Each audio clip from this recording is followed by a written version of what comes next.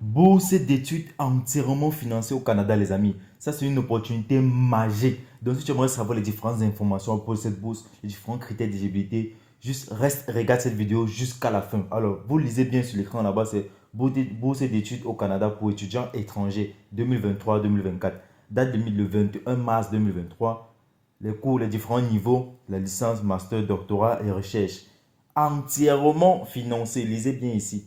Entièrement financé. Alors, ouvert aux pays spécifiques. Donc, il y a les différents pays qui sont éligibles pour cette bourse. Ce n'est pas tous les pays du monde qui sont éligibles. Donc, les amis, juste likez, partagez cette vidéo au maximum. Ça, c'est une opportunité assez rare. Il dit rare venant du Canada, en fait. Habituellement, il y a plus les bourses d'intention et les bourses partiellement financées. Mais aujourd'hui, je vous viens avec une bourse entièrement financée pour le Canada. Et on va aller sur le site de cette bourse-là.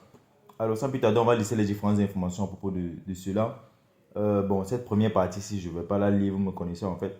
Je vous laisse cette tâche de la lire. Bon, en fait, sur ce début, si on parle de la genèse, de quoi serait basée la bourse, etc. Bon, moi, je vais juste la traverser parce qu'elle est déjà très longue. Alors, on va aller sur les détails du programme établissement haute, établissement postsecondaire au Canada. Alors, programme admissible, le programme de bourse d'études au Canada est ouvert à toutes les disciplines des établissements canadiens. Nombre de récompenses non précisé, non pas précisé le nombre de bourses en fait qu'ils vont disposer. Durée jusqu'à 6 mois. Donc la bourse n'est que sur 6 mois de cours. Alors déjà, je vais vous donner déjà euh, un briefing de cette bourse. Cette bourse-ci couvre principalement tous les frais de la procédure et cela n'est valable que pour une courte durée. Donc tu ne peux pas aller là-bas étudier pour des études de 1 an, de 4 ans, etc. Bon, cette bourse est principalement faite pour former les différents nouveaux arrivants au Canada pour leur préparer à l'emploi. Donc c'est un peu sa raison pour laquelle vous allez voir la durée des études là-bas, il est assez court en fait. On dit jusqu'à 6 mois, ça veut dire maximum c'est 6 mois. Mais en moyenne ici là c'est 4 mois. Alors, voici tous les différents pays éligibles pour cette bourse d'études pour pouvoir postuler.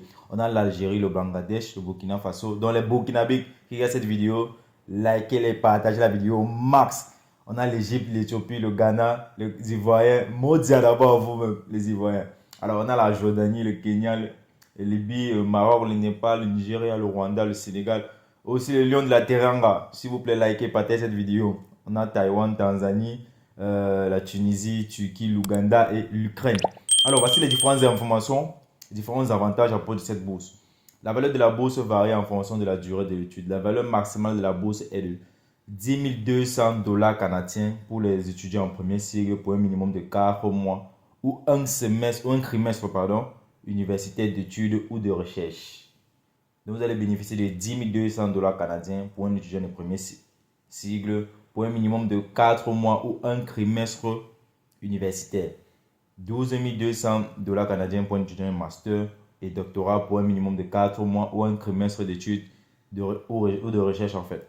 De 12 700 dollars canadiens pour les étudiants de master et doctorat pour une période de 5 à 6 mois d'études ou de recherche. Donc si c'est 4 mois, si c'est 5 mois, j'espère que vous comprenez déjà très bien.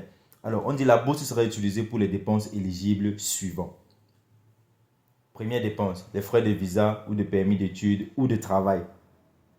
Deuxième dépense, billet d'avion pour les boursiers seulement pour voyager au Canada par l'itinéraire le plus direct et le plus économique et le billet d'avion retour à la fin de la bourse. Donc, ça couvre les billets d'avion aller et retour. Mais vous allez passer par les différents itinéraires les plus rapides, les plus moins coûteux, en classe économique.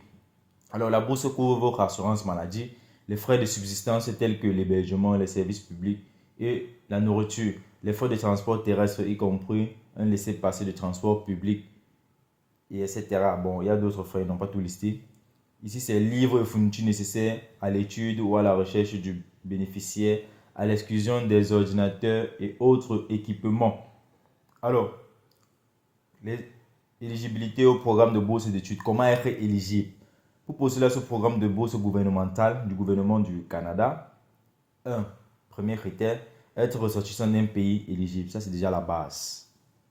Donc, si ton pays n'est pas éligible, frère, juste like et partage cette vidéo. C'est comme ça qu'on peut s'entraider et évoluer ensemble. Alors, ne doit pas détenir la citoyenneté canadienne ou ne doit pas avoir demandé la résidence permanente au Canada. Être inscrit en tant qu'étudiant en temps plein d'un établissement postsecondaire d'un pays territoire éligible et payer les frais de scolarité à cet établissement au moment de la candidature et pour toute la durée de l'échange. Je vais relire cette partie pour que vous compreniez très bien. Être inscrit en tant qu'étudiant à temps plein d'un établissement postsecondaire d'un pays ou territoire éligible à payer les frais de scolarité à cet établissement au moment de la candidature ou pour toute la durée de l'échange.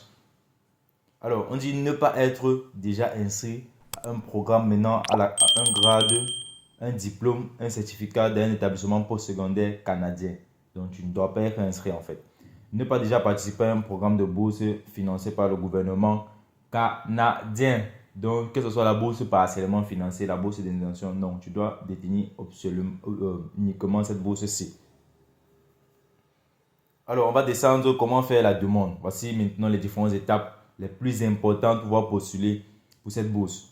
Alors, on dit les candidats éligibles qui souhaitent postuler à cette bourse pour étudier en Amérique du Nord doivent contacter leur établissement d'origine. Je vais répéter. Les candidats éligibles pour souhaiter postuler à cette bourse doivent contacter les différents établissements d'origine. Alors, ça veut dire que c'est un peu vos établissements qui vont postuler à votre place. J'espère que vous comprenez déjà ça. On lit juste cette phrase ici, c'est ce que ça veut dire. Alors, découvrez s'il existe une collaboration institutionnelle en accord d'échange entre leur établissement d'origine et un établissement canadien. Donc, vous allez dans votre établissement, dans votre école ou université, vérifier. Vous pouvez même aller dans le bureau, dans l'un des bureaux, je ne sais pas, peut-être le bureau d'orientation, le bureau d'affaires international student affaires, je ne sais pas comment vous appelez ça en Afrique. Vous allez là-bas, vous leur demandez s'ils ont en fait des relations avec une université ou un collège au Canada. Donc, c'est comme ça que vous allez sélectionner ces différentes universités-là pour pouvoir postuler à la bourse. Alors, demandez des informations à leur établissement d'origine sur le processus de candidature et les critères de sélection spécifiques à l'établissement partenaire canadien. Et assurez qu'ils remplissent les conditions d'éligibilité. J'espère que c'est très clair pour vous. Vous comprenez, il y a ces 3 points-ci.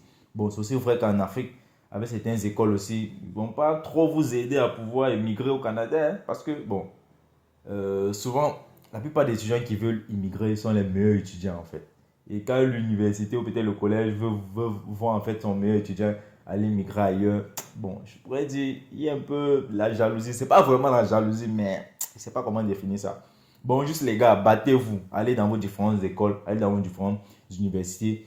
Vous vérifiez, vous entrez dans les différents bureaux, vous posez les différentes questions en fait.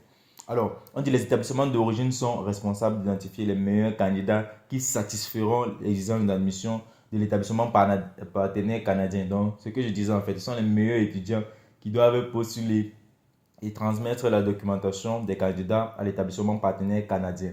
Les établissements canadiens doivent présenter une demande au nom des ou du candidat en remplissant le formulaire de demande en ligne, en téléversant tous les différents documents à l'appui requis avant la date limite. Donc les amis, s'il vous plaît, grouillez-vous au maximum. Mettez la pression sur vos différentes écoles. Je connais comment les écoles africaines fonctionnent. Donc mettez la pression sur eux, ne les laissez pas respirer.